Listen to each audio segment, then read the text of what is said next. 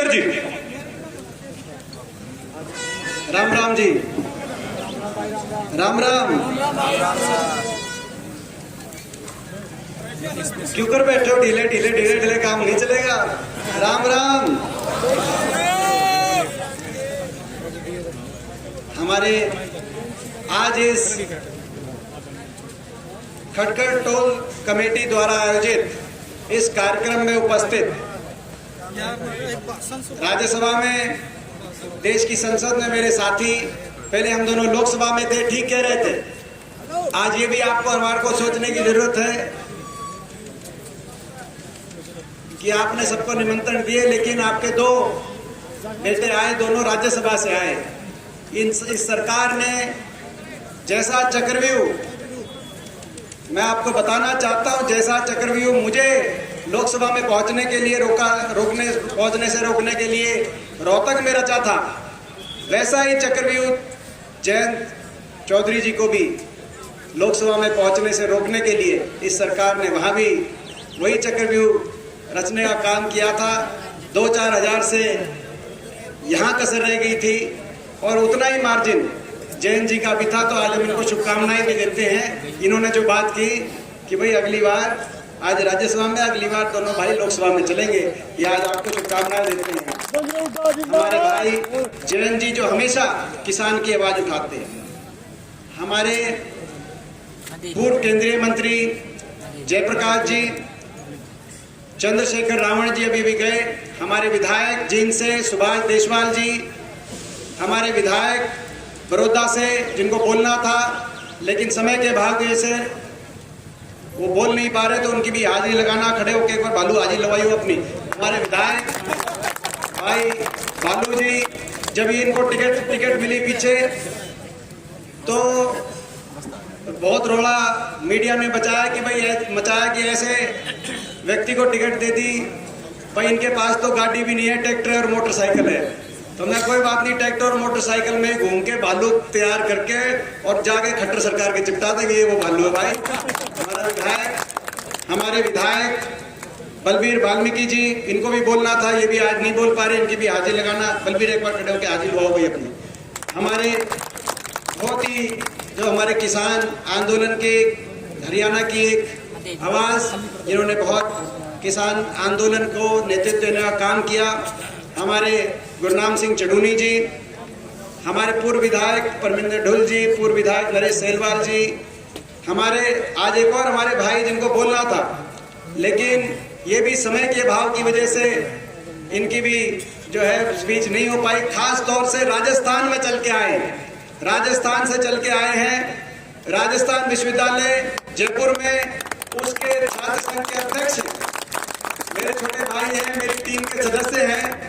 और भाई निर्मल, आप भी खड़े होकर अपनी हाजिरी लगाओ। भाई निर्मल चौधरी राजस्थान से चल के आए, क्योंकि जब तक सारे प्रदेश एक नहीं होंगे तब तक लड़ाई नहीं लड़ी जाएगी।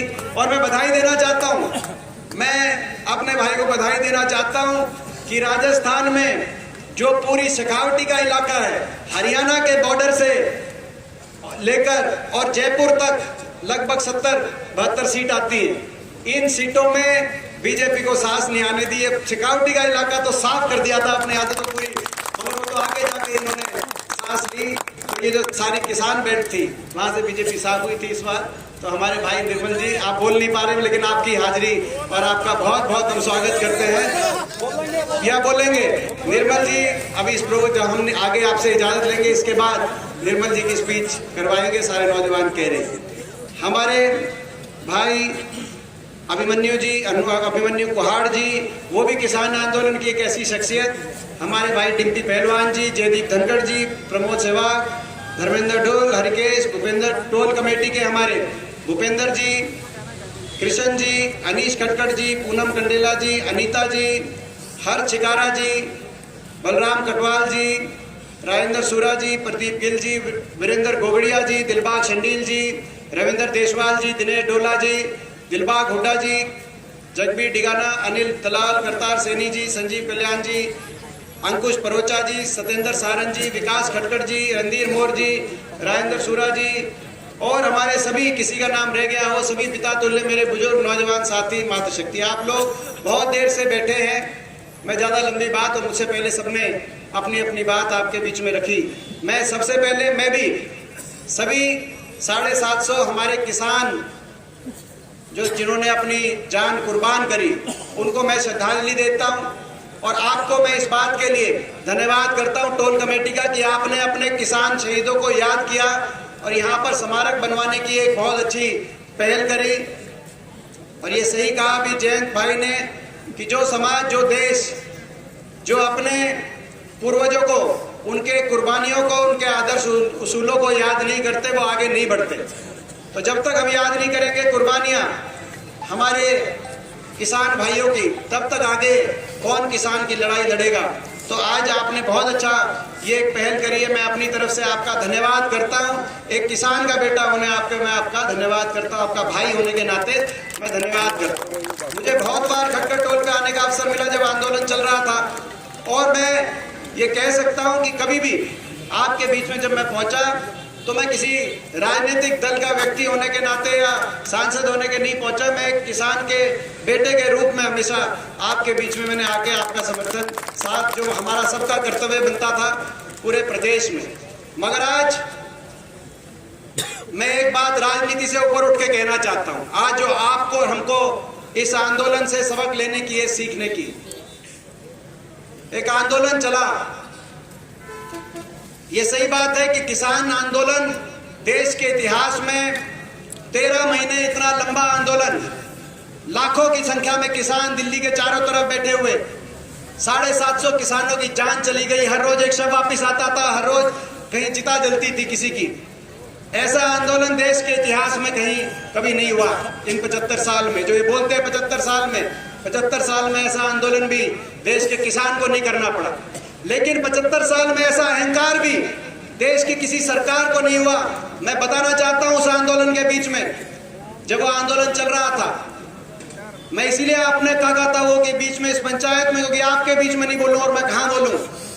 वो ऐसा समय था कि देश की सबसे बड़ी पंचायत में मैं जाता था। हरियाणा से 15 सांसद हैं, आपको पता है, 10 लोकसभा के, 5 राज्यसभा के, 14 सांसद भाजपा के। मैं एकमात्र विपक्ष के सांसद के रूप में देश की सबसे बड़ी पंचायत में जाकर जब मैं बोलता था किसान की बात मानो, तो पूरी भारतीय जनता पार्टी कहती थी नहीं मानेंगे। मैं कहता किसान की बात नहीं मानते तो किसान को किसान मानो, कि नहीं मानेंगे, ये तो उपद्रवी हैं, ये तो आतंकवादी है। तो कैसे क्या क्या शब्द, क्या क्या अपमानित शब्दों का प्रयोग किया गया होगा, आप अंदाजा लगा सकते हैं। मेरे को सौभाग्य प्राप्त है आपके आशीर्वाद से, मैं पिछले 20 साल से संसद का सदस्य हूं। शायद मेरी उम्र में इतना सौभाग्य देश में किसी को नहीं मिला, मैं अपने आप को सौभाग्यशाली मानता हूं। लेकिन मेरा दुर्भाग्य भी कि मैं ऐसे समय मैंने वो नजारे देखे देश की पंचायत के,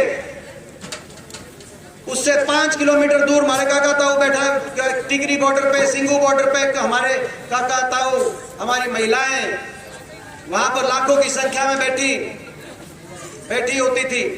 हम धरने पे जाते थे, कभी खटखट टोल आते थे, कभी किसी और टोल जाते थे, कभी किसी जहां कि कोई किसान शहीद हो गया उसके घर जाके उसके आंसू पोंछते थे, और अगले दिन पहुंच जाते थे देश की संसद में कि कम से कम इनकी सुनवाई करो।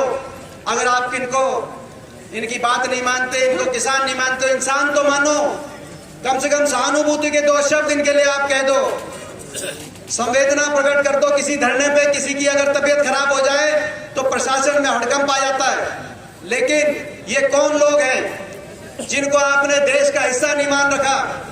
इनके 750 शव उठ गए इन धरनों से, लेकिन सहानुभूति का कोई 2 शब्द भाजपा के किसी सांसद मंत्री ने एक कोई शब्द नहीं कहा ये देशद्रोही हैं। और तभी उनकी आंख में आंख डाल के मैंने वहां संसद में कहा था प्रधानमंत्री जी की, गृह मंत्री जी की, कि जिनको आप देशद्रोही बता रहे हो ये वही लोग हैं जिनका एक बेटा ट्रैक्टर का एक हाथ में स्टीयरिंग पकड़ के देश को खाद्य सुरक्षा देता है, तो दूसरा बेटा स्टेन बन पकड़कर चीन और पाकिस्तान की बॉर्डर पे देश को सुरक्षा देने का काम करता है। देशभक्त कौन है?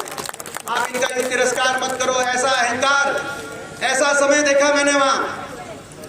मैंने कहा 20 साल से मैं मेंबर हूं पार्लियामेंट का, लेकिन वो ऐसा 1 साल था जिन लोगों के साथ पार्लियामेंट में हम अंदर बहस करते, बाहर कैंटीन में आके, सेंट्रल हॉल में आके चाय पीते, कॉफी पीते, किसी के साथ चाय और कॉफी पीने का जी नहीं करता था, क्योंकि सब जिस नजर से देखते थे, कोई कसूर नहीं था मेरा, लेकिन इस बात का कसूर था कि हम किसान की बात उठाते थे, हम किसान के बेटे थे, इस बात का कसूर था।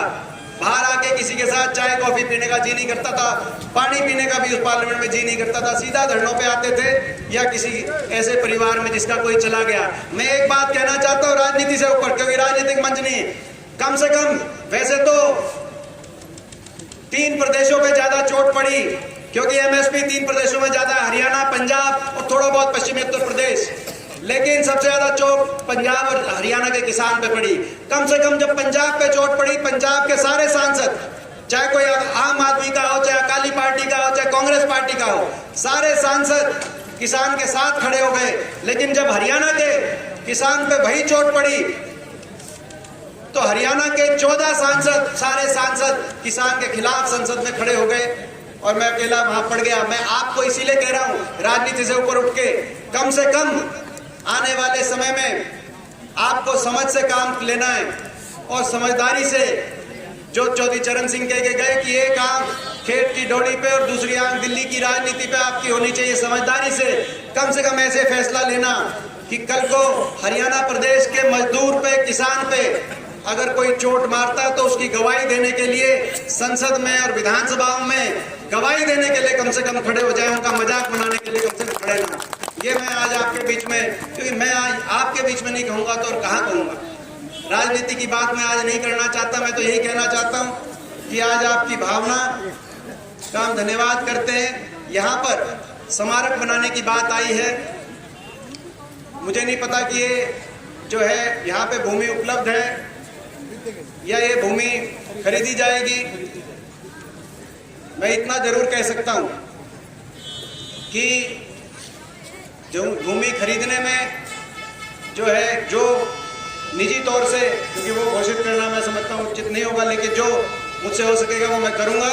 और अपने सांसद कोटे से यहाँ पे शहीद स्मारक जो बनेगा, क्योंकि आज ठीक है 14 होंगे बीजेपी में, मगर एक एमपी कोटा थारे पास भी है, अपने एमपी कोटे से 21 लाख की घोषणा मैं यहाँ पे अपना जो भी आप बनाएंगे, मगर वो जब जगह आपके पास होगी उसमें वो खर्च के काम आएगा। और दूसरी बात, 6 महीने के बाद भाई ये जो है इसको पूरा ही आपको कहने की जरूरत नहीं पड़ेगी, मेरे को भी कहने की जरूरत नहीं है।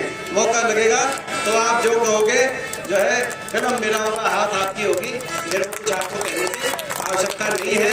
मैं ये भी कहना चाहता हूँ, आखिरी बात, ये जो 750 परिवार थे, इसमें जो हरियाणा के परिवार थे, हुड्डा साहब ने फैसला लिया कि कांग्रेस विधायक दल सारे एमएलए इकट्ठे करेंगे। सुभाष गांगुली जी का प्रस्ताव था, जो विधायक यहाँ बैठे, 2-2 लाख अपनी जेब से देने का काम करेंगे, और 2-2 हर परिवार को 2-2 लाख पहुंचाने का काम करेंगे। अभी जो जोगेंद्र नैन भाई ने बताई कि भाई 83 परिवारों को 2-2 लाख अपने खुद की जेब से। मैं ये सही है कि पंजाब में कैप्टन अमरिंदर सिंह जी की सरकार ने 5 लाख और हरियाणा में, मगर देश में कहीं अपनी जेब से अगर एक परिवार के पास पहुंच के, उनके आंसू पहुंच के और 2-2 लाख देने का काम हुआ खुद अपनी जेब से, तो हरियाणा के अंदर हुड्डा साहब ने ये फैसला किया। और साथ में ये भी हमारी घोषणा, जो कंडेला के अंदर जो किसान शहीद हुए थे, जैसे उनके परिवारों में हर परिवार में एक पक्की सरकारी नौकरी, ताकि आने वाला समय इतिहास ये ना भुलाए कि हमारे समाज के लोगों ने इस तरह से कुर्बानियां दी थी। अगर हमें अवसर मिलेगा तो कंडेला के शहीदों की तर्ज पे जो हरियाणा के सारे शहीद हैं, उन शहीद परिवारों में भी पक्की नौकरी, सरकारी नौकरी देने का काम करेंगे हरियाणा के अंदर। इन्हीं शब्दों के साथ मैं एक बार फिर पूरी टोल कमेटी को, आप सबको आज की इस कार्यक्रम पे अपना धन्यवाद देते हुए जय नारा एक दूंगा, सारे 7 नारे में शामिल होंगे। जय जवान,